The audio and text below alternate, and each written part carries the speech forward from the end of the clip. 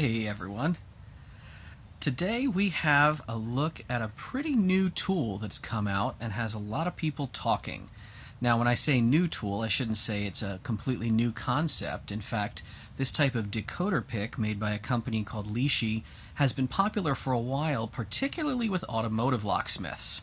But now they have released versions of their tool that will work on Schlage and Kwikset locks traditionally seen in doors, obviously not the kind you'd find in a car.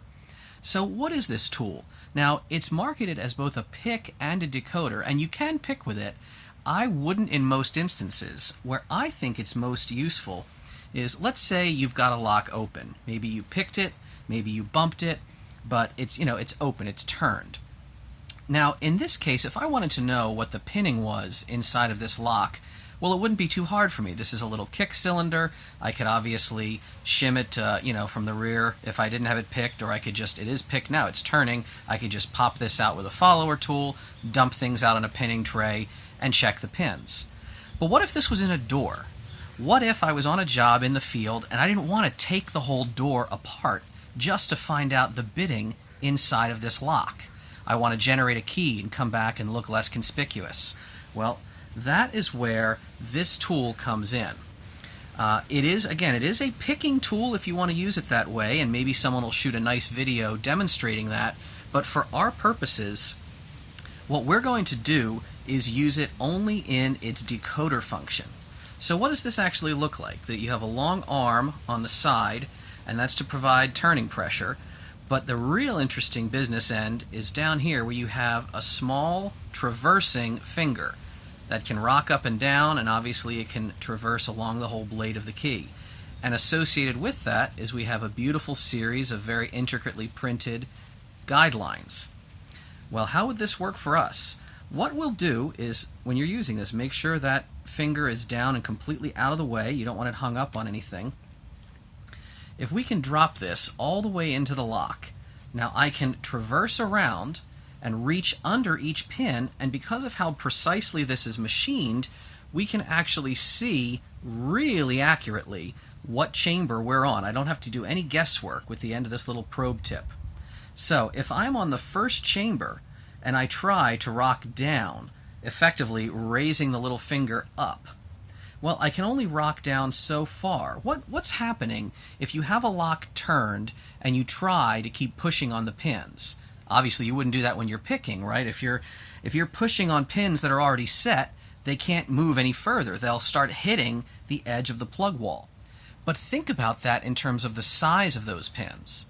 How far you can push up is dictated by whether you have a small, short pin or a slightly longer pin. And if you have, in the cases of a tool like this, a really nice grid line of charts, you can see that in this first chamber, this finger, this lifter finger, can only traverse to a point that it indexes as the number 3. Now, if I want to move to the next chamber, well, I have to bottom out that finger because I don't want to drag in between the walls. I have to give myself clearance, get over to the 2, and now I'm in the second chamber. I can literally just let this tool drop almost under force of gravity. And now we see we've gotten a little further down. We've gotten further down to the line that actually corresponds to the value of 2. Let's go to the third chamber. And again, I can just kind of let it drop. Drop down really far that time. This looks to me like we've got a value of 1. Move to the fourth chamber and let it fall again. You don't have to push too hard. If you push too hard, you're going to bend these. These are precision tools. And what do we have here? Well, it looks like that hashed lines. The dashed lines tend to be your even numbers. Your solid lines are odd numbers. Even number, that looks like a 4 to me. Move it along again. We have a 5.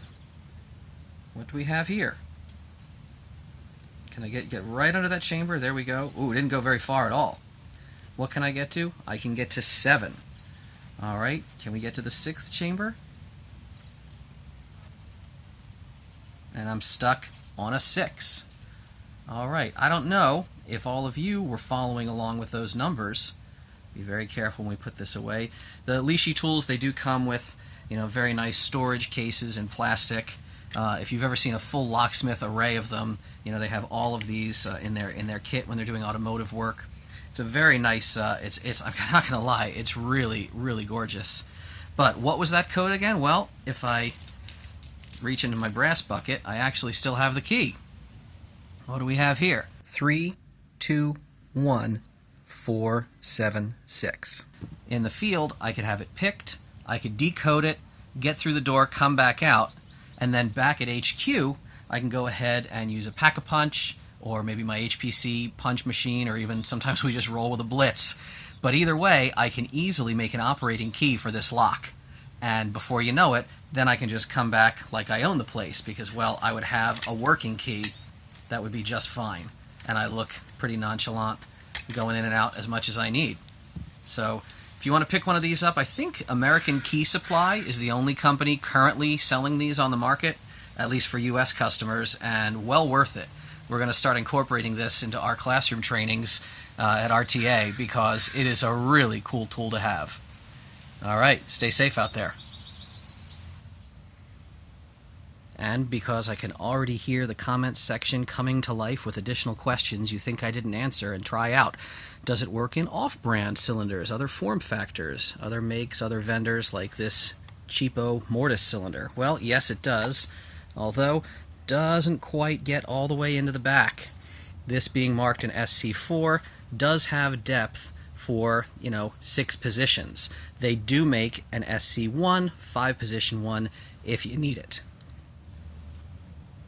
How about a Schlage Everest? Will this fit down that little keyway?